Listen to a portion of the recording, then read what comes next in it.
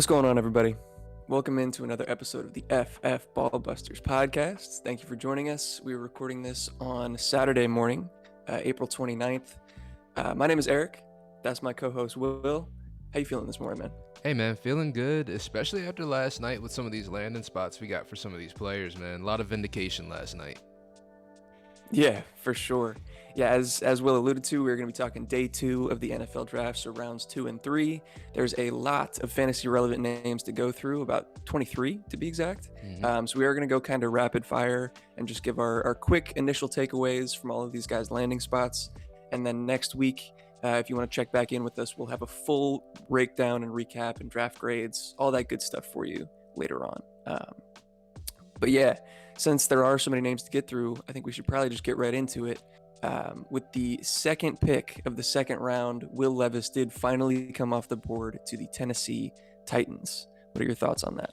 I think we actually saw this one coming. The team isn't behind Malik Willis. There's been Ryan Tannehill trade rumors, and obviously Ryan Tannehill's starting to get older, a little bit less effective as well. So it kind of makes sense they're moving forward.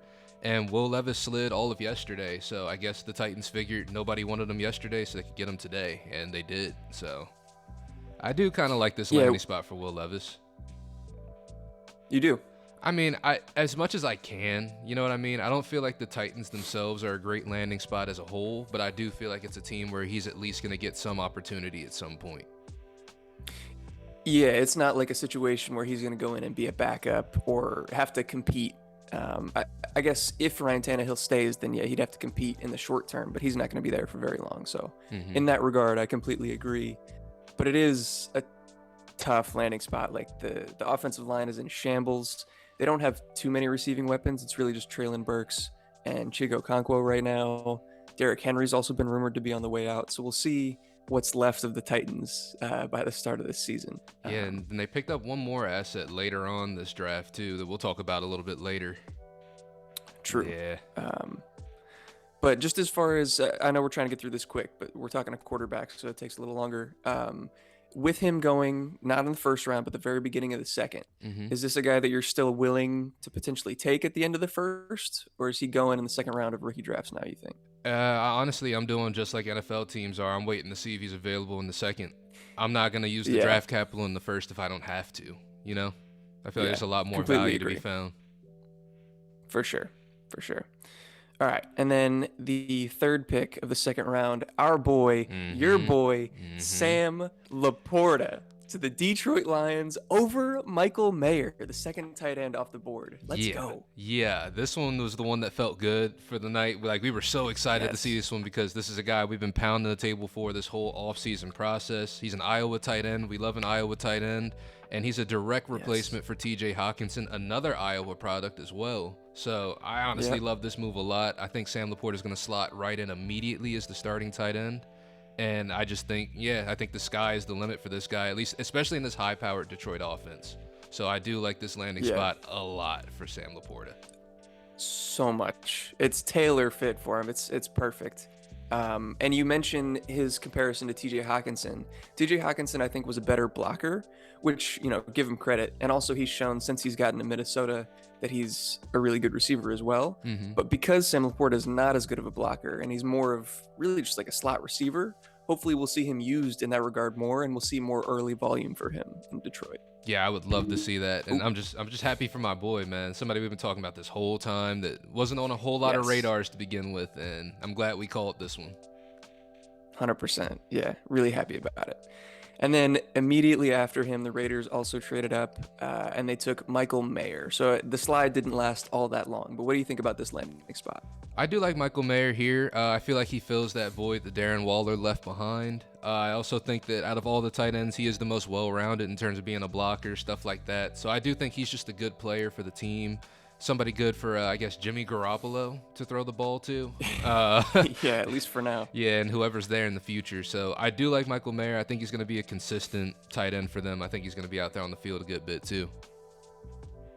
Yeah, they needed a solid, dependable target, and I don't think like that's the exact definition of what Michael Mayer is going to be. So I think that works out quite well for him and his fantasy value, and also for the Raiders. The next player taken, this was pick 8 of the second round, it was Jonathan Mingo to the Mm-hmm. Carolina Panthers. He was what, the fifth tight end off the board? Fifth wide receiver. Yeah. Yeah, I said tight end again. Fifth wide receiver off the board. There were rumblings that he could have gone in the first round. We had heard he was probably going to go high. I'm still not that high on him as a prospect, but you mentioned, this is potentially a good landing spot in terms of just the other weapons that are currently there. Yeah, I just feel like, he's a young receiver. He's gotten a lot of hype. I guess a lot of NFL teams value him, obviously, because he ended up being a second-round pick. And I just think this landing spot over in Carolina, I mean, his direct target competition is like Terrace Marshall and, a bunch of other kind of really fantasy nobodies. But in terms of real life football, I really feel like none of those guys really move the meter too much as well. I think it's just him and Adam Thielen, Terrace Marshall, and Hayden Hurst. That's the target competition. DJ right Chark. DJ Chark as well. I'd argue just a little bit for DJ Chark, but yeah, it's still. Yeah, it's just remains not a whole lot of target competition. So in terms of landing spots and in terms of real estate, I think Jonathan Mingo is going to get opportunity. It's just a matter of if he can do something with it or not, and if we trust him as a prospect, which. He's not the greatest looking prospect out there. Yeah, for those that aren't super familiar, he is a really athletic guy. He's got a lot of speed. He's big, similar to the mold of like a DK Metcalf or an AJ Brown, coming from the same school at Ole Miss. But I don't think he's nearly the level of prospect that those guys were. He's a pretty limited route runner. He's a really good blocker, which I think is also why he was valued as highly as he was by NFL teams. But yeah, I'm just not sold on what he can bring to our fantasy lineups yet. Yeah, I agree. So we'll see about that. And then all the tight ends were flying off the board early in the second round. We get to the 11th pick of the second, the 42nd overall, and Luke Musgrave was taken by the Green Bay Packers. Yeah, this was initially, we thought it was an okay pick. We're not really huge Luke Musgrave fans over here in terms of a prospect, but I do feel like in terms of being an athlete, stuff like that, he's got the tools he needs. It's just that the team can pull it out. But this also shows this team just didn't want to get weapons until Aaron Rodgers was gone, so. Yeah. That's also something to be seen right there. A big middle finger to Aaron Rodgers, because you'll see as this continues, they got even more pass catchers for him, which they never really did for A-Rod. Yeah. So I do think that is pretty funny. Luke Musgrave is a guy that prior to landing spot, I thought, okay, he's athletic. He's got the tools to develop into a potentially good tight end. He hasn't shown it yet, one, due to injury. And even when he's been on the field, he hasn't really produced much in college. So I figured he'd be kind of like a developmental project. It would take him kind of a while to start to get reps and to develop into that weapon. But he goes into a tight end depth chart with nobody on it really, like Josiah DeGuara, a guy who there were hopes for years ago, and he's never turned into anything. And that's really it. So maybe he gets forced into.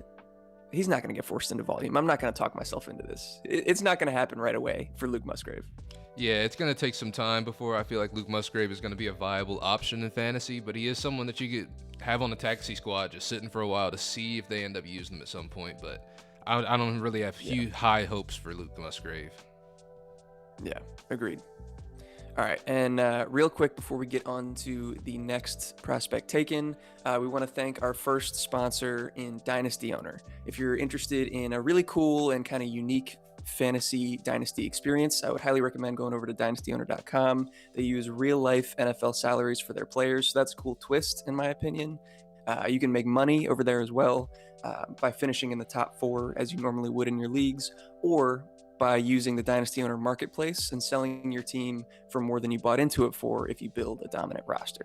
So again, go over to dynastyowner.com and use our promo code BALLBUSTERS for 20% off at checkout. So again, dynastyowner.com, BALLBUSTERS, 20% off. Go do it. Hell yeah. All right, let's keep it going. The next guy up on the list was the Packers once again, all the way down at the 50th overall, taking another pass catcher in Jaden Reed out of Michigan State. What do you think about this one? I love Jaden Reed as a prospect himself. You actually put me on to him, and I do love what I see. And I think that in terms of just for the Packers themselves, I think he's a great weapon, especially for Jordan Love out there. I think he's a versatile weapon, can be deployed in a lot of different ways. So again, I think this is just another great weapon that they brought in after Aaron Rodgers is gone. Well, not another great weapon. I think this is a great weapon they brought in after Aaron Rodgers is gone. Yeah. And I think Jaden Reed is going to end up doing pretty well. And he's going to get opportunity out there in Green Bay because who's the competition? We got Christian Watson, who obviously is the wide receiver 1 out there. Romeo Doubs, who at this point I'm looking at Jaden Reed over Romeo Doubs already. So Agreed. Yeah. I like Jaden Reed as a prospect. He's a crispy route runner. He's got underrated deep speed and deep ball tracking ability. So like you said, he is pretty versatile. I think he can get it done at every level of the field. And again, like you mentioned, not too much target competition there to work with, so he could walk into volume fairly quickly. He's not an early declare. He came out as a senior, and that's not an end-all be-all, but just by the numbers, like they typically have a lower hit rate than guys that are early declares. And so I'm reserve a little bit of judgment there. I'm slightly hesitant, and I was also surprised to see that he went before Josh Downs, Marvin Mims, guys like that. But again, still like him overall as a prospect. It's just a little bit earlier than I expected him to go, but a good situation for him for sure. Yeah, definitely would have taken some other guys before him, but I still like the pick. I still like the pick in the landing spot. Yeah, agreed. All right, and then we get to the first total disaster of the entire draft. We had been running hot. It had been green lights for us for the first 2 days, and then the 21st pick of the second round, Zach Charbonnet goes to the Seattle Seahawks. Oof. Yeah, this one wasn't great all around for like everyone involved. I think everybody took a hit in terms of at least in the running back room, of course, like between Kenneth Walker and Zach Charbonnet. I don't quite know how to value either of them right now, except it's way lower than they were. So that's all I can really give on that situation. Pete Carroll has also shown he doesn't really care too much about draft capital as long as you are performing. So I just don't know what to make out of this one. Do you know how to make heads or tails out of this one right here? Do you think it's going to be a 2 running back system? Yeah. I see this as a committee approach. Maybe early in the season it's Kenneth Walker's job, but I don't think it's going to take long. Charbonnet's a talented dude. They're both second-round picks, back-to-back second-round talented running backs. I think Kenneth Walker is probably a better pure runner, just in between the tackles, decision maker, although Charbonnet is really good at that too. I just think that Walker was really efficient, and that was like his high-end trait. He's probably more explosive as well, but Charbonnet's bigger. I think he runs through contact a little bit better. He's a better pass catcher. So he fills roles that Kenneth Walker might not. It's going to be split, and it's going to be ugly. This crushes our Zach Charbonnet dreams. We had been talking about him maybe going to the Bengals, maybe going to the Chargers, something like that. It can't get worse than this. So we're talking about Kenneth Walker dropping out of the top 5 of the Dynasty rankings, in my opinion, and Charbonnet being like a mid to late second round pick. Yeah, he's definitely not a first round pick anymore. He dropped straight out of that immediately in record time. It was crazy to see this pick. The only thing outside of these two guys that I have to say is just stonks up for Jahmyr Gibbs. He's even further up the Dynasty rankings. Jahmyr Gibbs is flying up the board. He's definitely flying up the board. All right. And then on to the next one. This is absolutely your boy. You were so hyped. I was so happy to hear this for you. Rashee Rice at the 24th pick of the second round to the Kansas City Chiefs. And let me remind you guys, a Kansas City Chiefs that traded up to make sure they got this guy. Yeah. This one, like I said, this was a lot of vindication last night for me. One was Darnell Washington not being in the top 5 tight ends. The other one was Rashee Rice actually getting some draft capital, which he absolutely did. I just love to see this move. I think he's going to be good for the Chiefs and what they can do with their offense. It's going to depend on how he gets deployed. Obviously, the Chiefs are a weird team. Patrick Mahomes is a great quarterback, so he doesn't necessarily need an alpha wide receiver. And Travis Kelce is still there, so he's still got his favorite targets. They like to spread the wealth, but I do feel like Rashee Rice can be one of those guys that, especially with them putting this draft capital behind him, could end up filling out a really good role in that Chiefs offense that isn't really filled out right now in terms of like a possession guy, someone who can find those creases in between zones and just make something happen and keep possessions going as well. So between him and I guess like Travis Kelce, those are two very primary targets I can see the team having in terms of possession. But obviously, Kadarius Toney's still there.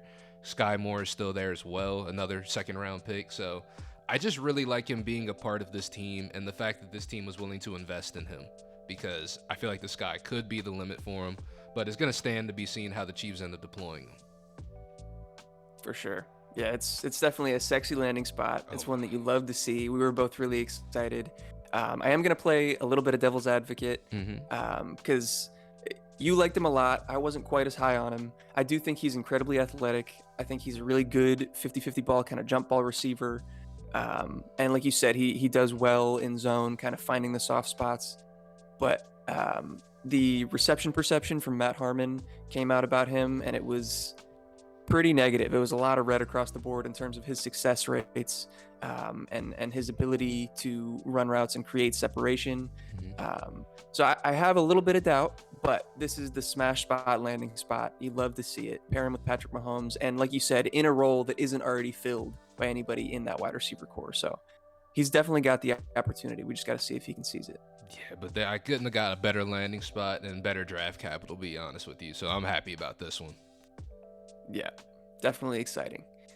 And then the Cowboys at the 58th overall pick take Luke Schoonmaker, tight end out of Michigan, over Darnell Washington, over a few other guys that I probably would have taken ahead of him, but still, he gets the draft capital. I think he's going to be 25 by the time he takes his first snap in the NFL, so older prospect. But before I go too far, what are your thoughts here? I mean, this is just I feel like this was a reactionary move. They couldn't get Dalton Kincaid in the first round. I think they were banking on that, and then the Bills sniped him on that. So, well, they traded out of that. Oh, yeah, that's right. They did trade back. They traded with the Bills for one pick. And then, yeah, maybe they were targeting Kincaid. I was surprised that they didn't take Mayer there.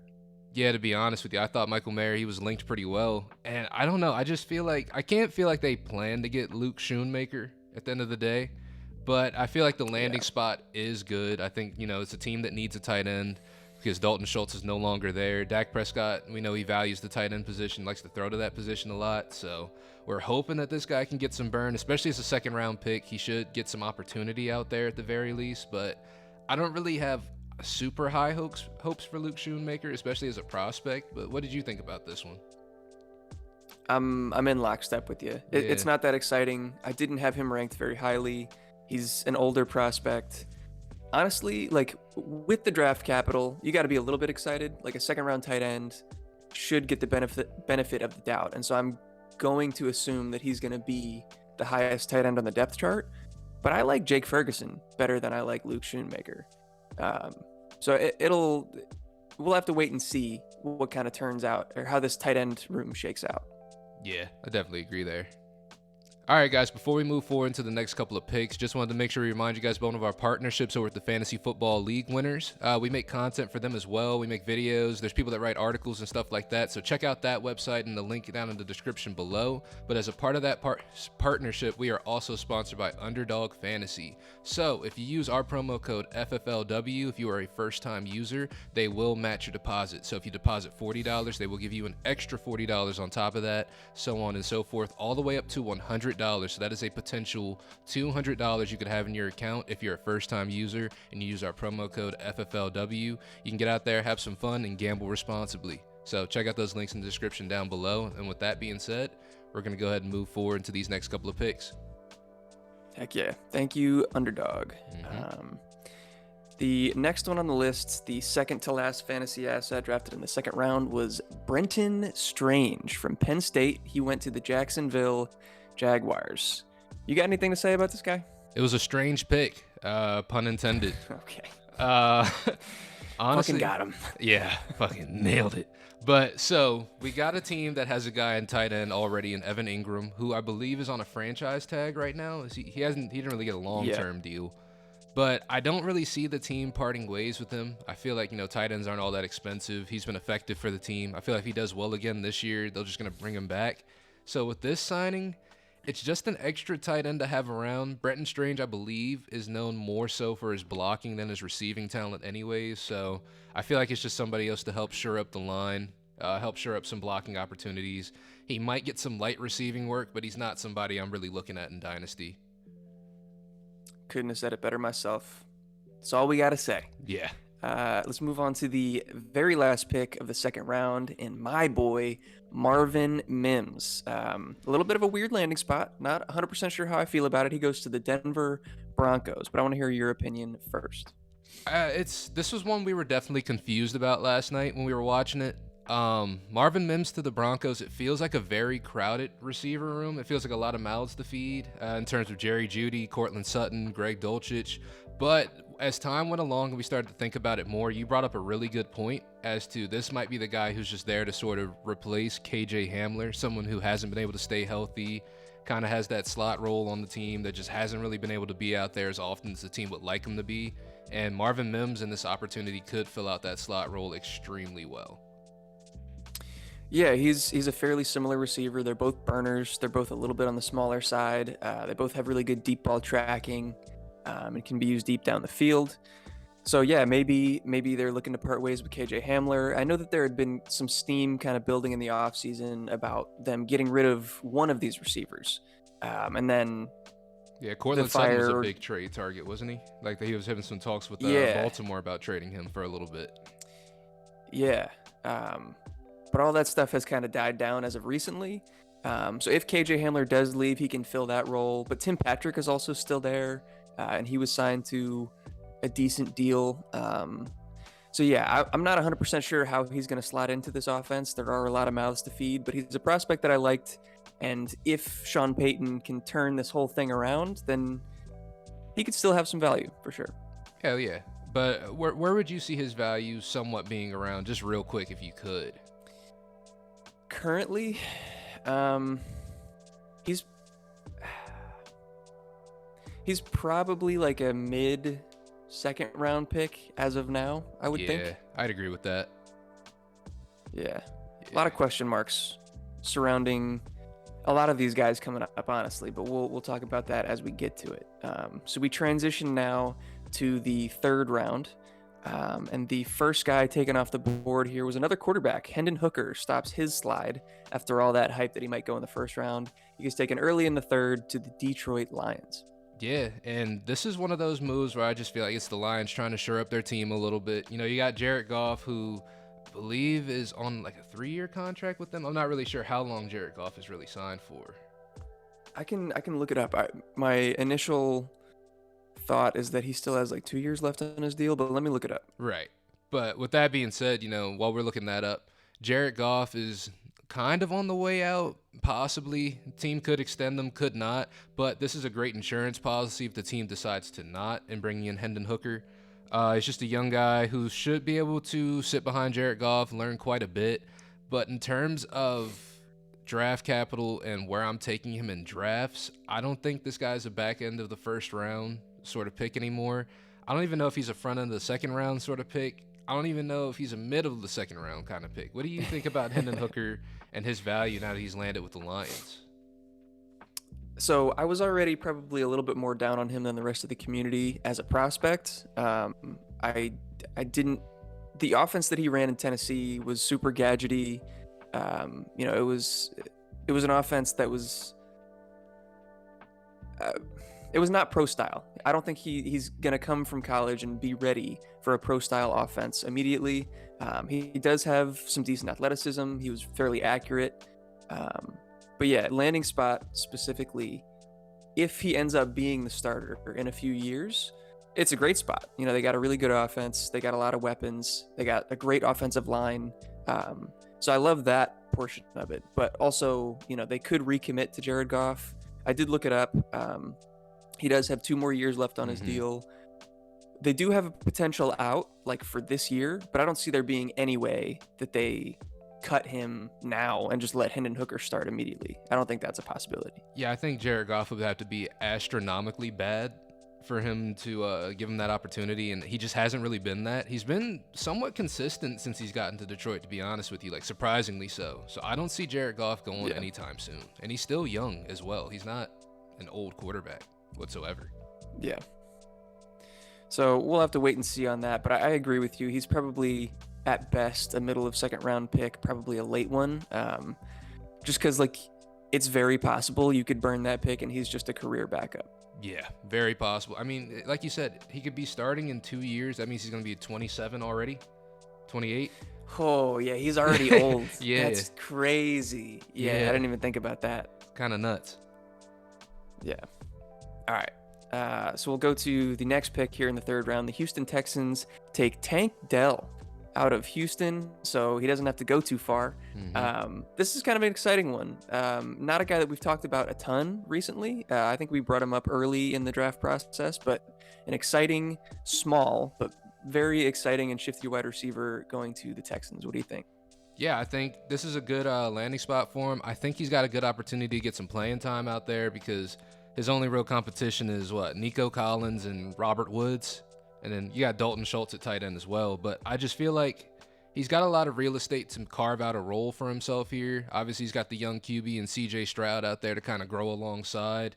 And also, I just feel like this team should be able to draw up some pretty good stuff for him, deploy him in some interesting ways to get him out there on the field and use him effectively. Yeah, there's nobody on the team that does what he does right now. He's just a playmaker, open field. He wins in those situations. He's a yak guy, even though he is on the smaller side. He makes people miss like crazy. So yeah, I'm excited to see that, especially pairing him with another rookie young quarterback in CJ Stroud. They can grow together. And then the next pick here in the third round, at 71 overall, the New Orleans Saints take Kendre Miller, a prospect that I think we both are fairly high on. I want to hear your take on what this means for Kendre, but also what it might potentially mean for Alvin Kamara. Yeah, I feel like, so with them signing Kendre Miller has a lot of opportunity to have a role in this offense this year. His only competition is Jamal Williams, and we don't know what's going to happen with Alvin Kamara this year. It's possible that he gets in trouble, gets a punishment, and they just get rid of him, to be honest with you. There's that opportunity right there, but I feel like Kendre Miller as a runner himself and just as a player himself, I feel like this is a really good fit for him. He's with a quarterback in Derek Carr that does like throwing the ball off the running backs, and Kendre Miller has proven to be a pretty good pass catcher. In terms of just running himself, he's one of the more underrated runners in this class, I feel like, in terms of his between the tackles running, his vision, his balance, stuff like that. He is a really good runner. So yeah, I like this landing spot for him. I think he does have an opportunity to make something happen. And if he does, the team might just be willing to cut ways with Alvin Kamara, to be honest with you. He might not be worth the trouble. We had heard some rumblings of that earlier in the offseason prior to any talk of them bringing in another running back, prior to even Jamal Williams getting there. But yeah, I think if that's the case, if Alvin Kamara is suspended or off the team or whatever, Kendre can make Jamal Williams irrelevant pretty quickly. He does basically everything that Jamal does better. He's got the size. He's much faster. I think, I don't know what his deal is as a blocker. Like Jamal Williams might have him in that regard. But they're similar in terms of their pass catching. And he's just a tackle breaking machine. He's a violent runner, which I think is also similar to, kind of what people like about Jamal Williams. So he's just a better version of that. And so I don't think it would take too long for him to supplant him on the depth chart. Yeah. Do you think, so this definitely supplants Kendre Miller over Zach Charbonnet. What do you think? Yes. Yes, for sure. Yeah, I think Kendre Miller, with this one, he's definitely risen up the running back rankings. I like this landing spot a lot. Like it's currently still cloudy because it's not a guarantee that Alvin Kamara is gone. We'll see what happens with Jamal, but it's not another young stud running back. Like it can't get worse. Yeah, for sure. All right, so let's move on to the 10th pick of the third round, 73rd overall. The New York Giants take Jalen Hyatt, and they traded up to do so. I mentioned that because you want to go get your guy, but also we're in the third round at this point, so they passed on him a couple times already. But what are your thoughts on this fit for the Giants? In terms of the fit, I think he fits pretty well with this team. He's a field stretcher. It's something that this team has been severely lacking. I feel like they have a lot of smaller receivers as well, so he is going to come in as one of the tallest receivers on this team immediately at only 6 feet tall. Yeah. So I think in terms of his role, I think he's going to immediately be out there on the field. I don't see anybody else getting the nod over him, to be honest with you. But it's just a matter of how this team decides to use him. Like you said, and like we've kind of all come to learn, he's kind of a one-trick pony, but he is really good at that one trick. So it just depends on if the team is able to deploy him correctly and if Daniel Jones can get the ball to him. But I like the landing spot. I feel like he fills a role that nobody else has here. I do too. The guy closest to his role that I think the Giants have been trying to get to fill the role, even though he hasn't been successful at it, is Darius Slayton. Yeah. He's a little bit bigger, a little bit faster. He can kind of stretch the field, but he's not as fast as Jalen Hyatt. And he's shown a lot of drops throughout his career. So we'll see if Jalen Hyatt can do a better job there. But like you said, we have Wan'Dale Robinson and Isaiah Hodgins as really the only other established threats. I think Paris Campbell is also on the team now, but does he stay healthy? He doesn't fill the same role that Hyatt does. So he's got his lane to fill, and I think that he can probably do that pretty well. Yeah, I got it too. I think he's gonna beat out guys like Jamison Crowder and stuff like that for a role in this offense. He's there too. Yeah, they got a lot of old guys over there, man. It's crazy. Yeah, what are they doing? I don't know. But I will say, just him as a prospect, like you said, one-trick pony. Don't love what he provides from a versatility standpoint, and also that one trick doesn't always translate super well to fantasy because it's not a high volume role. It's more of, take pressure off the rest of the offense by stretching the safeties, by giving everybody more space. So I think he's probably a better NFL asset than a fantasy asset, but still, he's probably like an early second round guy? Yeah, I could see early second round, early to mid. Yeah. Okay. And then immediately after that, we get another wide receiver to the Cleveland Browns, and that's Cedric Tillman out of Tennessee, his teammate, Jalen Hyatt's teammate. What do you think about that? They went back to back, and with this landing spot, I like Cedric Tillman over Jalen Hyatt, to be honest with you.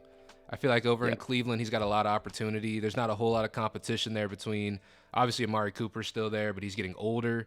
They just brought in Elijah Moore, but he kind of fills out a different role than Cedric Tillman does, so not really competition there. And I think Cedric Tillman is better than Donovan Peoples-Jones, so I could see him immediately slotting in and just getting some volume in this offense, to be honest with you, and a good role as well on the outside. Yeah, I think he immediately becomes a starter in both 2 and 3 wide receiver sets, because I imagine Elijah Moore is probably going to be strictly a slot guy. So it'll be Amari Cooper and Cedric Tillman on the outsides. And hopefully we see this Cleveland Brown offense ascend. We see improvement out of Deshaun Watson. And if that's the case, I think Cedric Tillman walks into volume immediately. Yeah, I 100% agree there. Our boy Zay has an apparel brand called Do Numbers. Will is wearing it right now. They do all sorts of stuff, whether it be hoodies, t-shirts. I know that I talked to him about adding some joggers to the site, so maybe we'll have some joggers soon. Who knows? They just got hats as well, distressed caps. Oh, hell yeah. We got hats, all that good stuff. So the cool apparel merch that you're looking for is linked down in the description at snacks.online. Again, the brand name is Do Numbers, and you can use our promo code FFBallbusters15 for 15% off at checkout. So go support us. Go support our boys A and use our promo code FFBallbusters15 when you check out. Hell yeah, and thank you for Do Numbers for the sponsorship. Hell yeah. All right, next guy on the list here is another tight end, and once again to the Green Bay Packers. This was a little bit of a head scratcher, but Tucker Kraft from South Dakota State ends up as a Green Bay Packer. Yeah, it's just they got another tight end, I guess, filling out that role. I don't have high hopes for either of these guys. It's just 2 tight ends that are going to be out there on the field. I believe Tucker Kraft is more known as a receiver than a blocker, but he's still not the best receiver. He's kind of a slow guy as well, but once he does get the ball in his hands, he is like a fullback running down the field, so that is kind of cool to see. I don't think he was that slow. I think he was fairly athletic. I actually like Tucker Kraft as a prospect. I liked him more than Musgrave. I think his 40 was like a 4.69 though, or something like that, so he's not the fastest either. Yeah. Maybe all right. Maybe I'm wrong. But I liked his tape quite a bit. Um, like I said, I would have had him over Musgrave. I think he's probably like more NFL ready than Musgrave right off the bat. But again, let's be real. One, he's got Jordan Love throwing the ball. Yet to be seen whether he can really be that effective. And two, he comes in with another rookie tight end. Mm-hmm. So there's going to be a lot of target competition. Unless they're running 12 personnel all the time, which I doubt, it's probably not going to be pretty for him in fantasy. Yeah, I'm not touching either of those guys in fantasy, to be honest with you. I don't know if I'm going to be too exposed to either of them. Agreed. All right. And then, in my opinion, the steal of the draft so far, the Indianapolis Colts in the middle of the third round take our boy Josh Downs out of North Carolina. They get to pair him up with the young up-and-coming quarterback in Anthony Richardson, add more weapons to that offense. What are your thoughts here? Are the Colts my favorite team now? Bro. They might be. Because between him, adding him to this team, obviously they needed someone to fill out that slot role. They had just signed Isaiah McKenzie, who has underperformed, I'd say, a good amount of his career. So bringing in a guy like Josh Downs with a lot of potential and a huge ceiling, especially in the third round at this kind of a discount, is going to be nothing but good for the team, especially for Anthony Richardson out there getting his feet wet, learning the roles. He's got Alec Pierce and Michael Pittman on the outside as supporting cast. It really rounds out an already really good wide receiver room for our boy Anthony Richardson, just making the team a little bit better for him. Yeah, this is a great fit. As much as I like Anthony Richardson, I think his fantasy bread and butter is going to be what he gets done on the ground. We are going to need to see him improve as a passer before I'm ready to say that any of these guys are going to be high-end fantasy assets in terms of his receiver core. But I think that he does have the ability to do that. And if he can, then I love Josh Downs here. Again, fills a role that wasn't already filled, or at least wasn't filled by anybody good. I think he's immediately better than Isaiah McKenzie. And yeah, just adds a dynamic receiving weapon to an already pretty decent offense here. Hell yeah. Yeah, so very excited about that one. And then we go to Tennessee Titans here at the 18th pick of the third round. They take Tyjae Spears out of Tulane. And we heard some interesting news after he got drafted. You want to enlighten us here? Yeah, apparently he doesn't have an ACL in one of his knees. After a couple surgeries, some cartilage damage, he just does not have an ACL in one of his knees. And it's strange to me that he was picked this high, if that is the truth and if that is knowledge that people had ahead of time. Yeah, it's weird that information didn't come out sooner. And like you said, it's also weird that he would have been drafted in the third round if teams had that information available to them. But yeah, he got drafted, and then Ian Rappaport shortly afterwards came out and said, after 2 ACL surgeries in the same knee, they found that he just doesn't have an ACL, which is crazy, and that he's potentially developing arthritis in that knee already. Yeah, he's got so an that arthritic scares component. me quite a bit. It's like Todd Gurley, but like out the gate immediately. Like immediately. Yeah. So it is a little bit scary. I don't know what to make of all this, but Tyjae Spears after that has fallen quite a bit for me in terms of his value. Just because I don't know, where's this whole not having an ACL talk coming from? Because I feel like this is the second time we've heard it. And before this year, I had never heard of someone just not having an ACL before this year. At least not being an NFL athlete and competing at the highest level. Right. Yeah, I don't know, bro. This is a weird one. It's a prospect that I think we both liked. And if Derrick Henry is on the way out, I think it was a good landing spot for him. But yeah, with the health news that we got, I'm waiting. I'm not taking him. Probably not even in the second round. Yeah, and I know we say you can't predict injuries and stuff like that, but this guy doesn't have an ACL, so I think this is one we can predict. This is the type of stuff that makes it predictive. When you do not have an ACL and you have arthritis in your knee already, this is why we faded Todd Gurley. Yeah, absolutely, because it's just, why? I don't understand, but I guess we'll see. I don't know, maybe they'll build him a new one while he's out there. Yeah, we'll have to see what happens there. But let's move on to, in my opinion, a much more exciting landing spot and prospect at the running back position. The Miami Dolphins at the 21st pick in the third round take Devin A-Chain. It does not get better than this, ladies and gentlemen. This was one that we were rooting for literally since the first round. We were like hoping like, oh, in the Yes. second round, they're going to get Devin A-Chain. Then the third round came up Yes. and they were like, oh, they're going to get Devin A-Chain now. And they did it.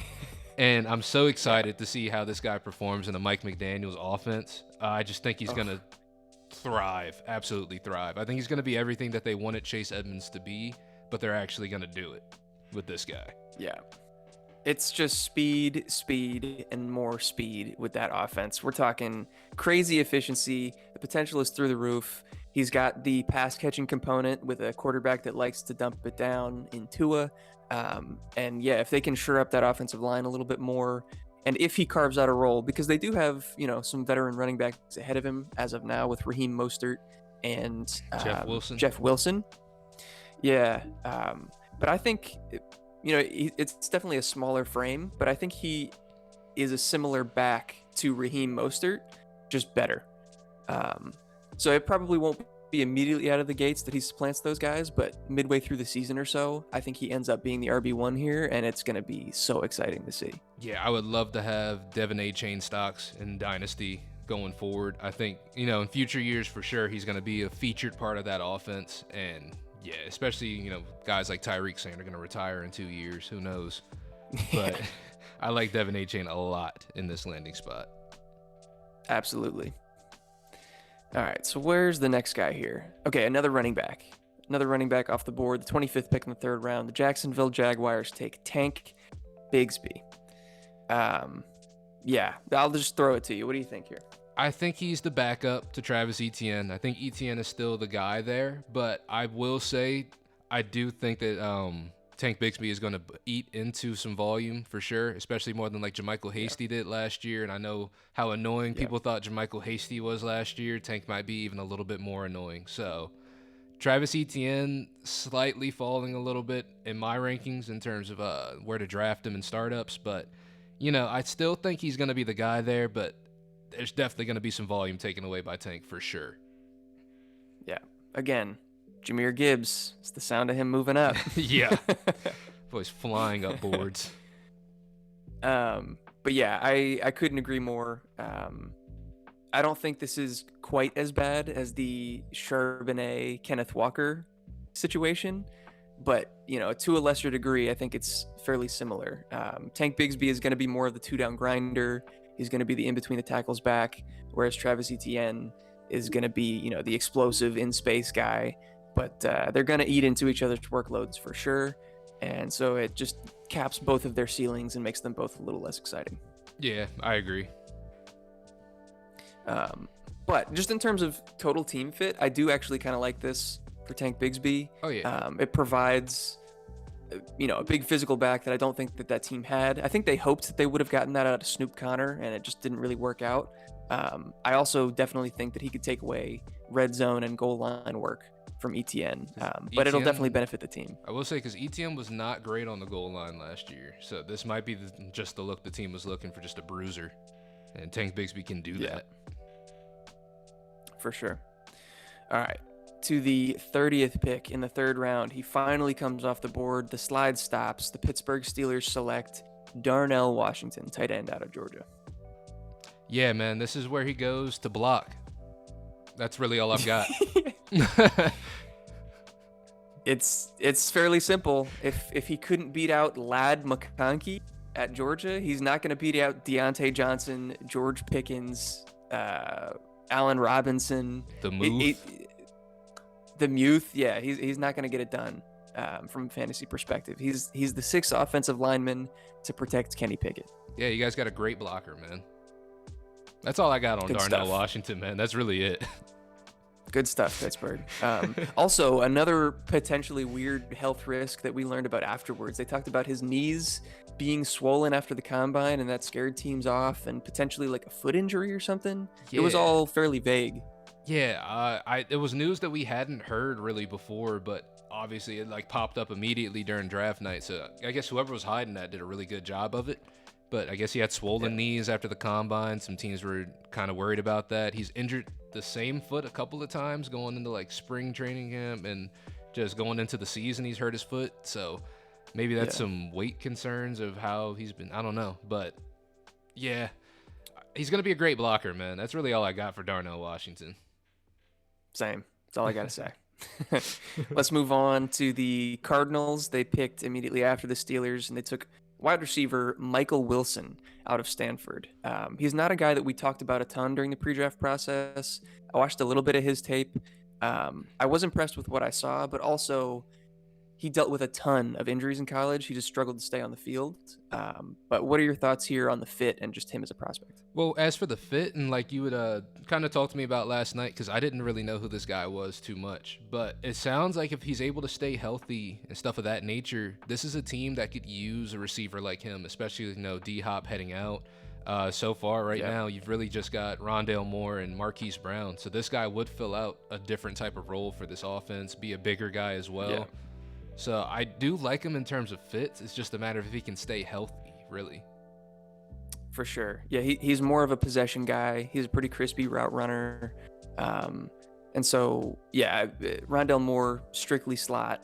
Marquise Brown can bump to the outside, but he's smaller. He's definitely not a possession receiver the way that Michael Wilson can be. But yeah, the only question is health. And like any receiver on this team, I don't expect a lot of production early just because, Kyler isn't going to be there for the majority of the beginning of the season, maybe even halfway through. So I don't have high hopes early, but I think he could actually be a pretty decent player in the years to come. Yeah, I agree. It's just we can see if he stays healthy and how the team decides to deploy him. Yeah.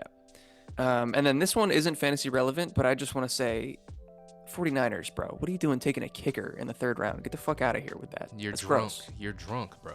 You're drunk. Idiotic. Silly. Goofy. What are you doing?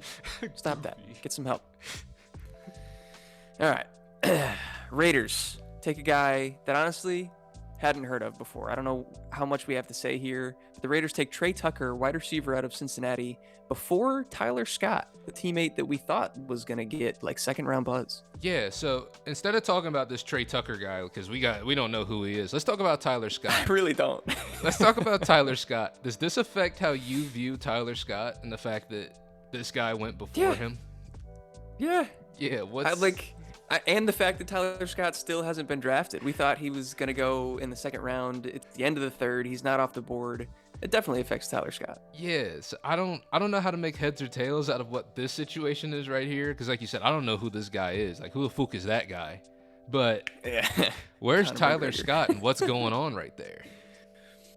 I don't know. We were watching. I saw the pick happen, and Daniel Jeremiah kind of broke him down. He's a smaller, shiftier guy. He returned punts and kicks and stuff like that. So, I guess he's like an open field threat. I don't know. I'm not going to pretend to know who this guy is. And he's going to the Raiders, who I already hate. This isn't going to be good. Yeah, I don't think this one's going to pan out, but it was interesting to see at the very least, yeah. For sure. And then the last fantasy relevant pick, with the second to last pick in the third round, the San Francisco 49ers take a tight end, Cameron Latu, out of Alabama. Any thoughts there? Not too much, really. I mean, they need somebody there because George Kittle, I don't think he's really finished the season in a while. So it's just a backup tight end pick and just somebody decent to fill in that slot. I don't really see this having too many fantasy implications. Yeah, 100% agree. Yeah. He was an okay prospect, not super exciting. George Kittle's already there. I think they have... Do they still have Brent Selleck or like another tight end on the depth chart? I might just be making that up, but... I feel like they do. Or Werner? Is Werner still there? Is Werner gone? He might be, yeah. I don't know. We're at this point, I'm kind of talking out of my ass. But regardless of whether there is another tight end there to compete with, I'm not that excited about Cameron Latu. Yeah, it's not a meter mover whatsoever. He's just a guy that's there. Yeah. All right. So that was a little bit of a longer one. We had to get through quite a few players, round 2 and 3. But thank you for sticking with us. If you did, we appreciate you. We hope you could take something away from our evaluations of these guys. Just a quick recap. Like I said, next week, early next week, so in the next couple days, we will have a video out doing a full recap of our favorite landing spots, the best players that got taken, some of the worst landing spots, and some slides and stuff like that. So stick around with us for that. But Will, you want to wrap us up here? Yeah, make sure you guys do all that great YouTube stuff. Hit that subscribe button, hit that notification bell. That way you can know when we drop all of our latest videos. Leave a like. It's a great way to support us, and it's absolutely free. And drop a comment down below. How do you feel about these landing spots? Are we wrong about any of our evaluations of these players? You can let us know now down below. If you agree with us, let us know as well. Also, check out a link in the description below to our Discord if you want to join that. We got a lot of great guys in there giving advice, just talking about stuff. We're trying to build a community over there, and we've been having a good time lately, so be a part of that. And if you made it this far into the video, as always, we love you, and we will catch you in the next one. Peace. Peace.